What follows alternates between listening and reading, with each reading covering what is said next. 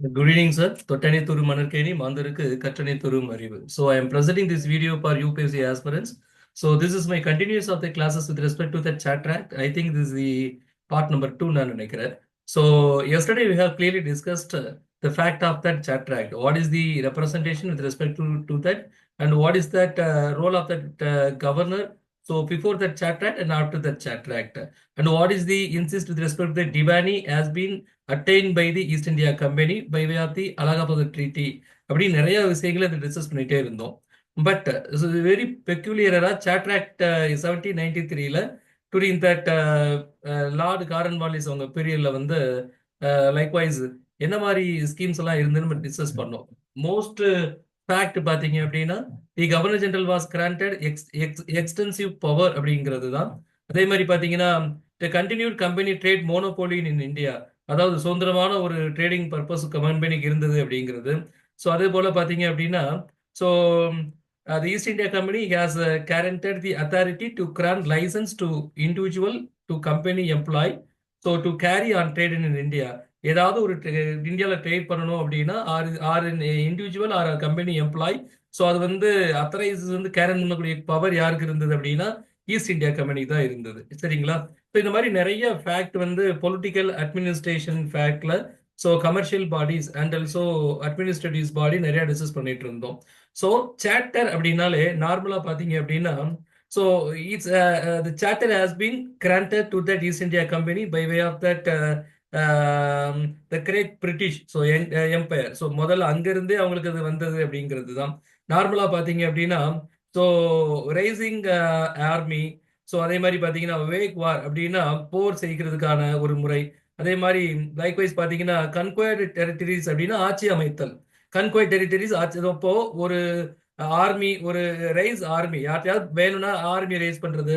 So அதே மாதிரி பார்த்தீங்கன்னா ஒரு ஒரு போர் வந்து அனௌன்ஸ் பண்றது, இல்லை போர் செய்யறது.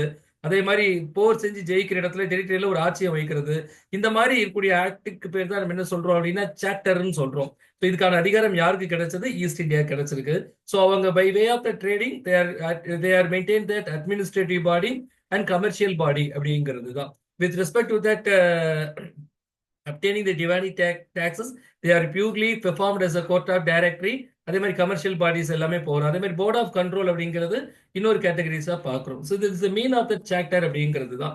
So during the charter during the charter power, so what are the power has been conferred or vested to the East India Company periodically. So it's sequence of every 20 years அப்படிங்கிறது தான்.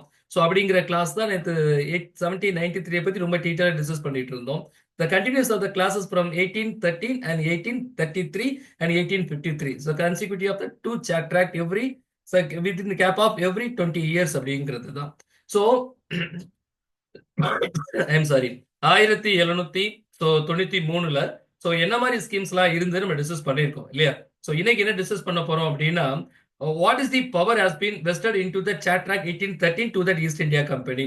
So நார்மலா பாத்தீங்க அப்படின்னா நம்ம 1793 என்னன்னு சொன்னோம்? Monopoly அப்படின்னு சொன்னோம். ட்ரேட் மோனோபோலி அப்படின்னு சொன்னோம். பட் இங்க என்னன்னு பாத்தீங்கன்னா the trade monopoly of the company was ended.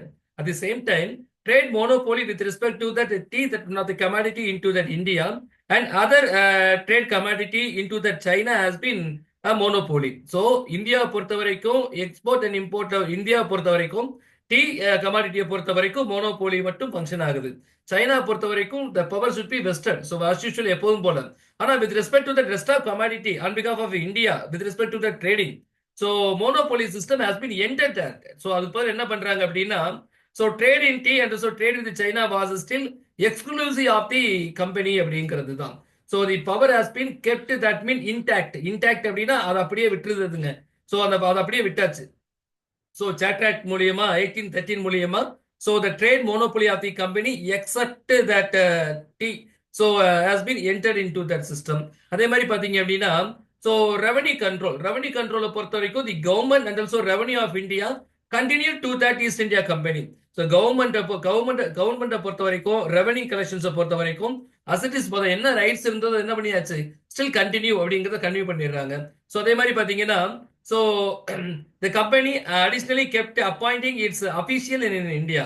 So இது இந்தியாவில் யாராவது அபிஷியல் அப்பாயின்மெண்ட் பண்ணணும் அப்படின்னா டைரக்டா கம்பெனி என்ன பண்ணிக்கலாம், அப்பாயின்மெண்ட் பண்ணிக்கலாம். ப்ரீவியஸ் அது எப்படி இருந்ததுன்னா பிரிட்டிஷ்ல இருந்து பெர்மிஷன் வாங்கிக்கிறதுக்கு அப்புறம் தான் பண்ண முடியும். பட் ஸோ 1813 சார்ட்டர் ஆக்ட் வந்து என்ன பண்றாங்க அப்படின்னா அவங்களுக்கு ஸ்பெஷலா சில கிராண்ட் கொடுக்குறாங்க அப்படிங்கிறது தான். ஸோ ஒன்றும் இல்லைங்க, ஒவ்வொரு சார்ட்டர் ஆக்ட்லையும் the power has been the power வந்து ரெண்டு பேருக்கு மாறி மாறி கொடுத்துருக்க பவர் வந்து east India company versus the administration of British, இந்த ரெண்டு பேருக்குள்ள பவர் ஷேரிங்ஸ் எப்படி இருக்கு அப்படிங்கிறத பத்தி சொல்றது தான். சரிங்களா? I'm sorry. So charter act 1813. So இப்போ நம்ம சிம்பிளா என்ன டிஸ்கஸ் பண்ணலாம் அப்படின்னா சார்ட்டர் ஆக்ட் 1813 பொறுத்த வரைக்கும் so charter act 1813 entire the monopoly discuss பண்ணியாச்சு. The company monopoly in trade with China and trade in tea with India were kept intact. So discussed. The company rule was extended to another 20 years. Charter Act நாலே the sequence of the another 20 years should be extended. But what are the modification அப்படிங்கிறது தான். So இங்க Charter Act 1793க்கும் 1830 என்ன difference பார்க்கிறோம்? Monopoly's activity has been entered into that East India Company. So except tea அப்படிங்கிறத பொறுத்ததால tea of the commodity. So அதே மாதிரி பார்த்தீங்கன்னா the government and revenue of India so continue to be in the East India Company. Yes. அதே மாதிரி பாத்தீங்கன்னா the company so likewise so the company likewise the act grant permission to the person who wished to go to India for promoting moral and religion improvement. Christian missionary சொல்றோம் இல்லையா, Christian missionary சொல்றோம் இல்லையா.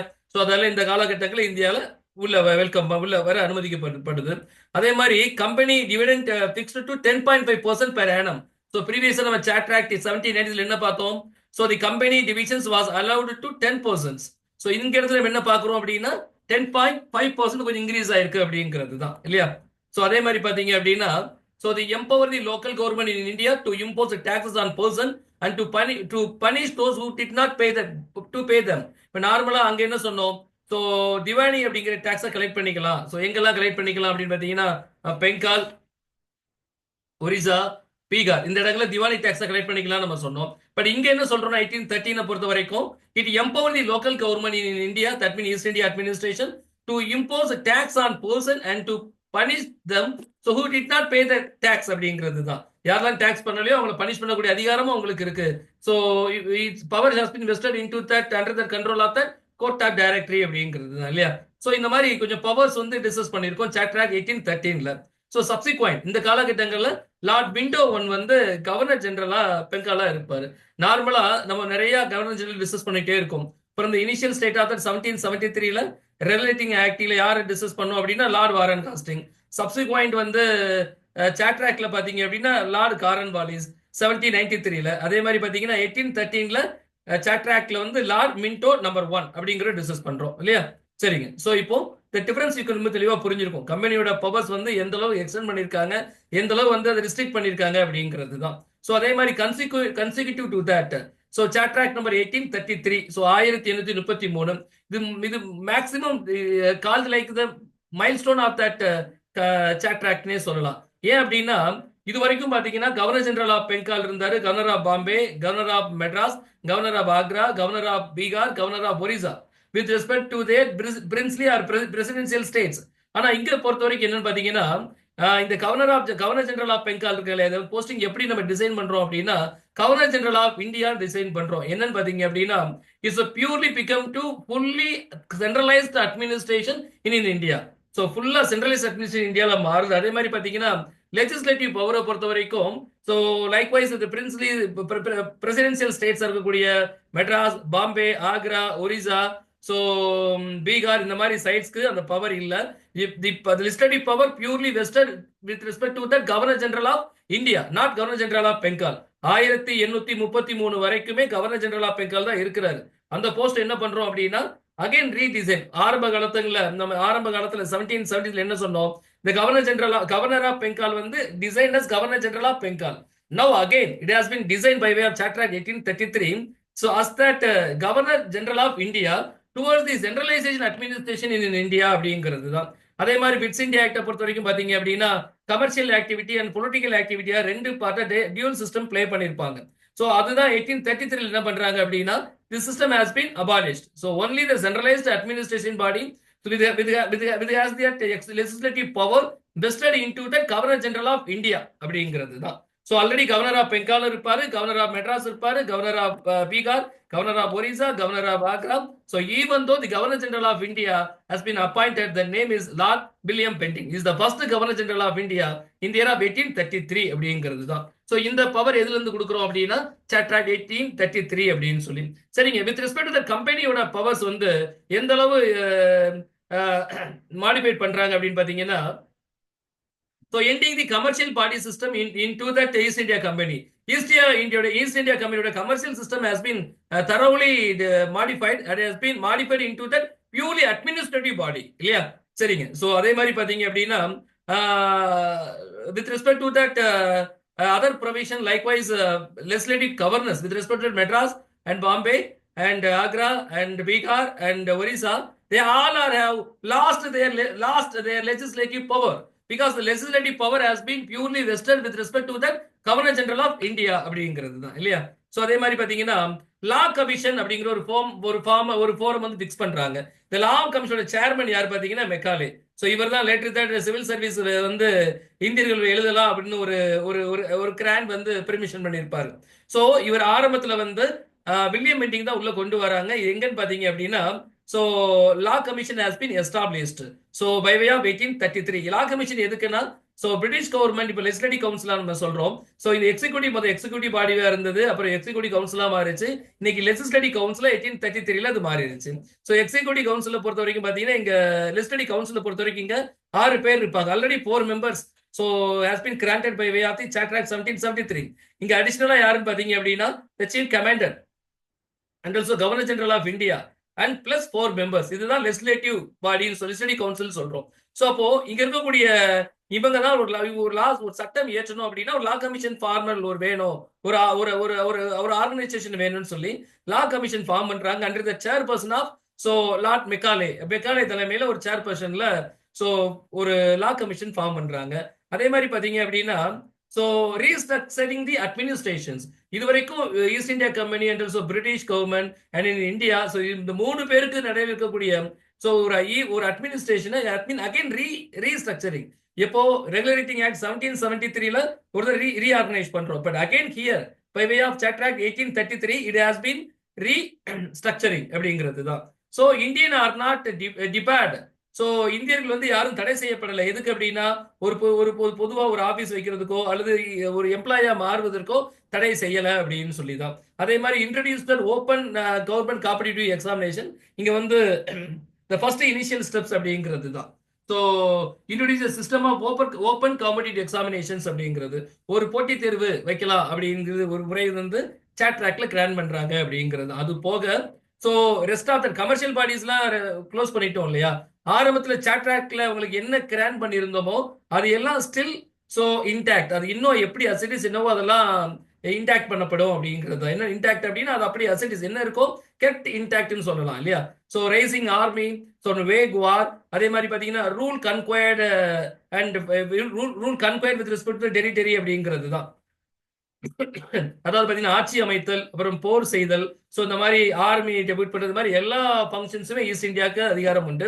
So purely commercial body has been entered into that. அதே மாதிரி மோனோபோலியை பொறுத்த வரைக்கும் இந்தியால வந்து ஸ்டாப் பண்ணிட்டோம். எப்போ 1813லயே ஸ்டாப் பண்ணிட்டோம். அது subsequent to that charter 1833 the monopoly வந்து accepted with respect 1813ல வந்து டீ கமாடிட்டியை பொறுத்த வரைக்கும் have some exemption. But 1833 பொறுத்த வரைக்கும் it also the power should be vested. So monopoly have including the tea. So monopoly activity வந்து அதையும் சேர்த்தாச்சு. ஸோ மோனோபொலி கிடையாது அப்படிங்கிற. அதே மாதிரி சைனா மாதிரி ஒரு ஈஸ்டர்ன் கண்ட்ரீஸ்க்கு வந்து நிறைய ட்ரேட் பண்ண அதிகாரம் கொடுத்துருந்தாங்க. அதையும் சார்ட்டர் ஆக்ட்ல வந்து மோனோபொலி சிஸ்டம் வந்து ஸோ ரிஸ்ட்ரிக்ட் பண்ணிக்கிட்டாங்க அப்படிங்கிறது தான். These are some differences and the power and also function restricted by way of Charter Act 1833 அப்படிங்கிறது தான். சரிங்களா? Yes. Let me discuss about the points with respect to the 1833. 1833 பொறுத்த வரைக்கும் பாத்தீங்கன்னா லார்ட் வில்லியம் பெண்டிங் தான் நம்ம எல்லாருக்குமே தெரியும் இல்லையா. சோ அதே போல பாத்தீங்க அப்படின்னா it's kind of that the Charter Act of 1833 legalized British colonial in India. First point. Second point, it ended the activity of East India Company as a commercial body. We discussed. அதே மாதிரி பாத்தீங்கன்னா they made the Governor General of Bengal as the Governor General of India and vested to him civil and military power னு சொல்லியாச்சு. So I already discussed. So Lord William Bentinck is the first Governor General of India, that you know very well. அதே மாதிரி பாத்தீங்கன்னா the governor of Bombay and Madras lost their legislative powers we discussed. So the act introduced system of open competitive examination for selection of civil servants. But the civil servants பொறுத்த வரைக்கும் Indian R பார் இந்த Indian யாரும் அனுமதிக்கப்படல. Later that 1853 charter ஆக்ட்ல Macaulay கமிட்டிக்கு அப்புறம் தான் Indians has been permitted into that open government civil service exam, civil and competitive examination. அதே மாதிரி பாத்தீங்கன்னா 18th open government civil service எக்ஸாமுக்கு தான் நம்ம வந்து பார் பண்ணிருக்காங்க. ஆனா Indians are debarred with respect to that. எதெல்லாம் பாத்தீங்க அப்படின்னா so holding any place or office or employment under that company அப்படின்னா அதை யாரும் தடுக்கல, வேணா ஜாயின் பண்ணிக்கலாம் அப்படிங்கிறது தான். ஸோ ஆனா சிவில் சர்வன்ஸா மாற மட்டும் தடை இருந்தது 1833ல. சப்சிக்வெண்ட் தட் நெக்ஸ்ட் சார்ட்டர் ஆக்ட்ல consecutive after 20 years 1853ல. So it has been open to Indian also by way of the report submitted by the Macaulay அப்படிங்கிறது. சரியா? சரிங்க. அதே மாதிரி பாத்தீங்கன்னா the governor general in his council had the authority to amend and repeal or alter any British Indian territories. பண்ணிக்க அதிகாரம் இருக்கு. The Governor General Council was to have 4 members. Again 4 member had limited power only. எல்லா power யாருக்கு போயிருச்சு அப்படின்னு பாத்தீங்க அப்படின்னா so vested into that Governor General of India. அதே மாதிரி பாத்தீங்கன்னா the very first time the Governor General government was called Government India and the council was called into that Council of India நம்ம சொல்றோம். Likewise the Law Commission was established to codify. ஒரு law commission establish பண்றோம் by the chairman of that Macaulay. இவர் தான் நமக்கு பின்னாடி Macaulay committee நம்ம சொல்றோம். So from the report submitted by the Macaulay committee, the Indians are not part into enter that civil servant open competitive examinations. But one more fact here. So ஒரு இடத்துல நம்ம Indians are barred ன்னு சொல்றோம். இன்னொரு இடத்துல பாத்தீங்க அப்படின்னா Indians should not depart. So holding an office or employment under that company. So ஒரு வேலைக்கு மட்டும் முன்னுரிமை உண்டு, ஆனா ஒரு அதிகார போஸ்டிங்ல நமக்கு என்ன இல்லை, வாய்ப்பு இல்லை 1833 பொறுத்த வரைக்கும். So later that British Macaulay committee report வச்சுதான் Indians are also debarred with respect to that open government competitive examination இல்லையா? சரிங்க. ஸோ அதே மாதிரி 4th point. So I'm sorry, last point. It laid on regulation of the establishment of the Christian establishment in India. 1833 1813 என்ன சொல்றோம், 1813ல Christian missionary உள்ள வந்தாங்க, அதுக்கு அதிகாரம் கொடுத்தது நம்ம சொல்றோம். இங்க என்ன பண்றோம் அப்படின்னா it laid on regulation for establishment of Christian establishment in India. The company loss is monopoly on trade with China. So இப்போ இந்த 3 ஆக்ட்லயுமே உங்களால டிஃபரன்ஸ் புரிஞ்சுக்க முடியும். So from the beginning of 1793 and from central body of 1813 and last discussed as 1833 இல்லையா? இந்த 3ல என்ன difference பார்த்தோம். அதே மாதிரி பாத்தீங்க அப்படின்னா so the last and foremost charter act 1853 இதுதான் சார்ட்டர் ஆக்ட்ல கடைசி சார்ட்டர் ஆக்ட். ஸோ லைக்வைஸ் பாத்தீங்க அப்படின்னா the charter act is very simple. Already இதை பத்தி டீட்டெயிலா ஒரு கிளாஸ் நான் டிஸ்கஸ் பண்ணியிருக்கேன். ஸோ அதனால ரொம்ப ஷார்ட்டா சொல்லி முடிச்சிடறேன். ரொம்ப சிம்பிள். என்னன்னு பாத்தீங்க அப்படின்னா செப்பரேஷன் ஆஃப் தி பவர் எப்படி பிரிக்கிறாங்க அப்படின்னா லெஜிஸ்லேட்டிவ் அண்ட் எக்ஸிக்யூட்டிவ். ஸோ 2 பவர்ஸா பிரிக்கிறோம். அதே மாதிரி பாத்தீங்கன்னா establishment Indian central legislative council. The first time centralized Indian Legislative Council we called in that 1853. முதல்ல என்ன சொன்னோம், executive rights to east India கம்பெனின்னு சொன்னோம். அகைன் என்ன சொன்னோம், எக்ஸிக்யூட்டிவ் கவுன்சில் சொன்னோம். அப்புறம் என்ன சொன்னோம், லெஜிஸ்லேட்டிவ் கவுன்சில் சொன்னோம். இப்போ என்ன சொல்றோம், legislative council and vested into that executive. அதை 2ஆ பிரிச்சிருக்காங்க அப்படின்னு சொல்லி எக்ஸ்பிளைன் பண்றோம் இல்லையா? சரிங்க. ஸோ அதே மாதிரி பாத்தீங்க அப்படின்னா open competition of civil servants Indians are permitted. So 1854 Macaulay committee for reform already discuss with you. அதே மாதிரி பாத்தீங்கன்னா power bringing to new presidency states. Likewise பாத்தீங்க அப்படின்னா 1853 நியரஸ்ட்ல பாத்தீங்க அப்படின்னா இப்போ வரைக்கும் என்னெல்லாம் பிரின்சி ஸ்டேட் சொல்றோம்,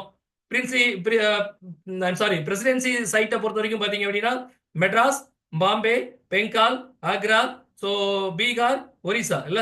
ஸோ லேட்டர் தட் பாத்தீங்க அப்படின்னா is into that Sindh and also Punjab. இந்த 2ஐயும் இன்கார்பரேட் பண்ணிருப்பாங்க.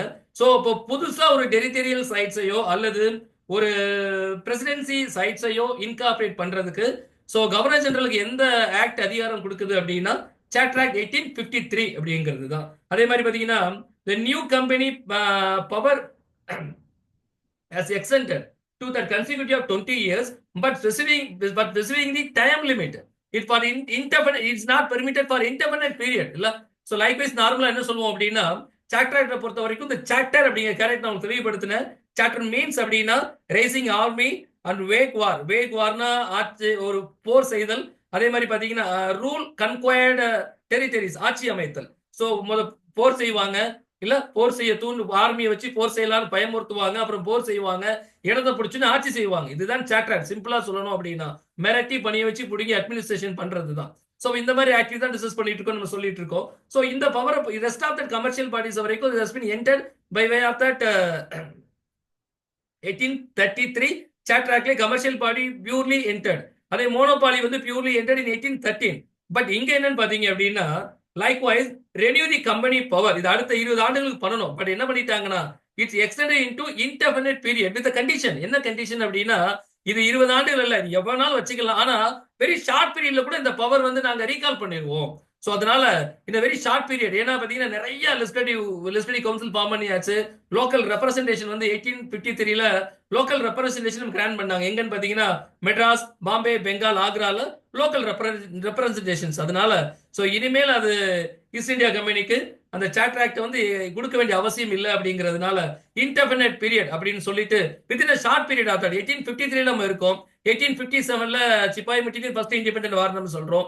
1858ல first government of India act has been passed in British Parliament. So until the year of 1857 வரைக்கும் தான் இந்த சாட்ராக்ட், the final chatract has been enacted in the year of 1853 and has been entered by way of 1857 with the consecutive year of only 4 years.